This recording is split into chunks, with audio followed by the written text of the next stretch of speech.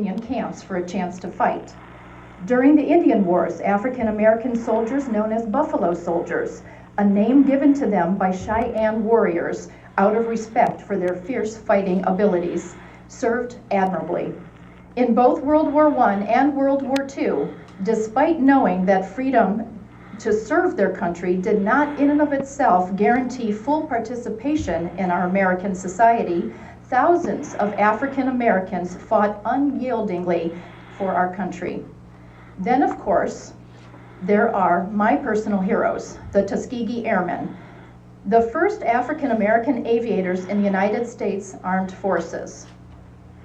During World War II, the Tuskegee Airmen never lost a single heavy bomber that they escorted due to enemy fire during their more than 100 escort missions.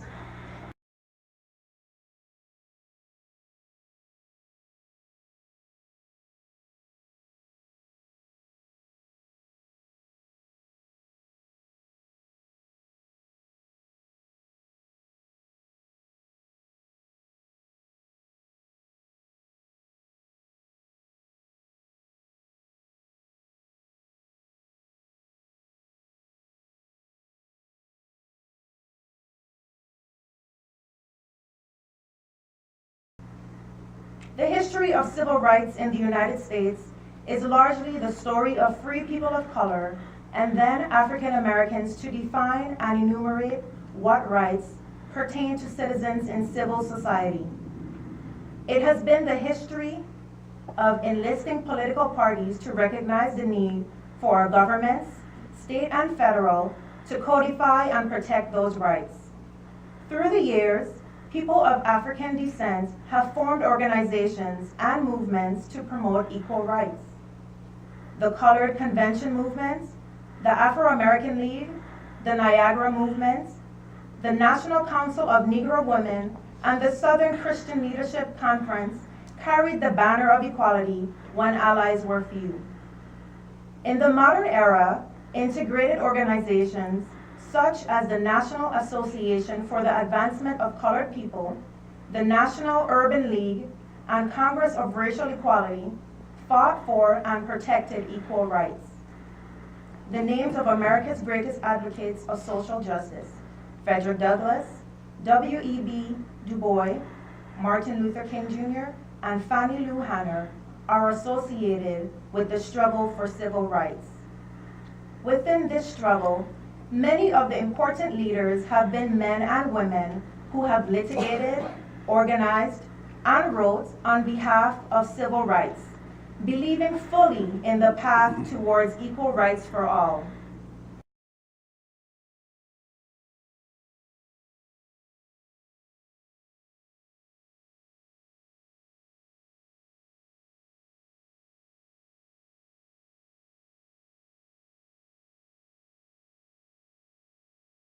Bios included in your program, and without further ado, please welcome Mr. Oliver Hill.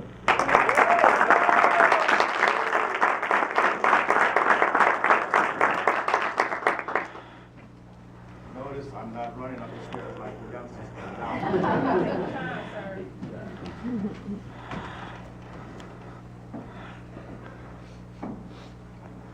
And if you give me a few moments to get these new contraptions all geared up, we'll be ready to go.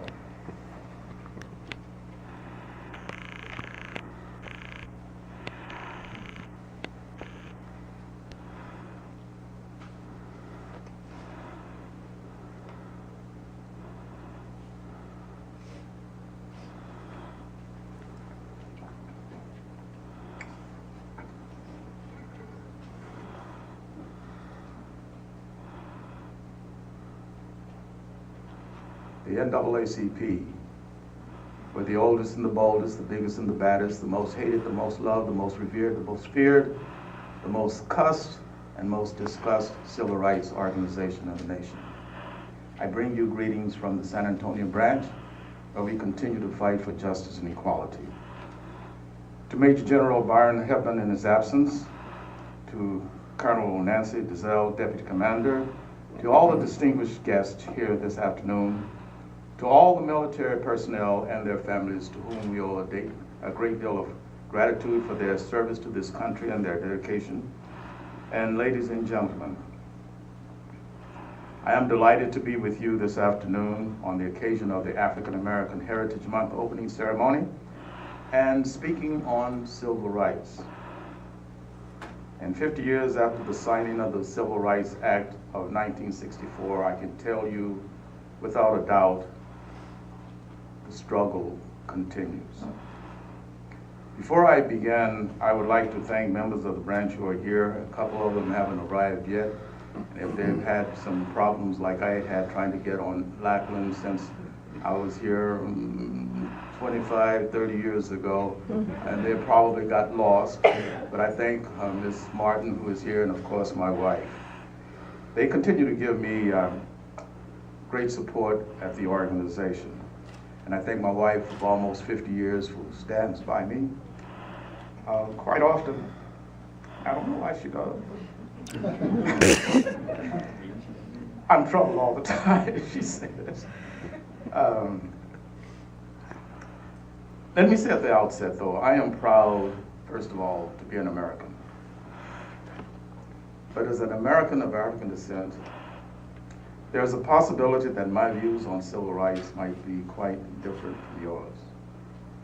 You see, I grew up during the Jim Crow era, an era that experienced hardships of being black while in America. Civil rights is about justice, equality, and freedom. And Jim Crow squashed those freedoms for me and for other African Americans. As we have just saluted the American flag and heard the singing of the national anthem by the way, which was beautifully sung by Captain Nicholson, did you really concentrate on the words and particularly the conclusion of the anthem, which says, "The land of the free and the home of the brave"? Did that phrase ring a bell to you that perhaps some of us that hear this phrase repeatedly do not necessarily feel totally free? However, this would be a challenge to all of us to ensure America is true, even in its anthem. America is truly the home of the brave and the land of the free, but that does not quite fit into the personal lives for many of us in this day and time. Words like this are akin to what Frederick Douglass implied during a speech delivered in 1852, entitled, "The Meaning of the 4th of July for the Negro."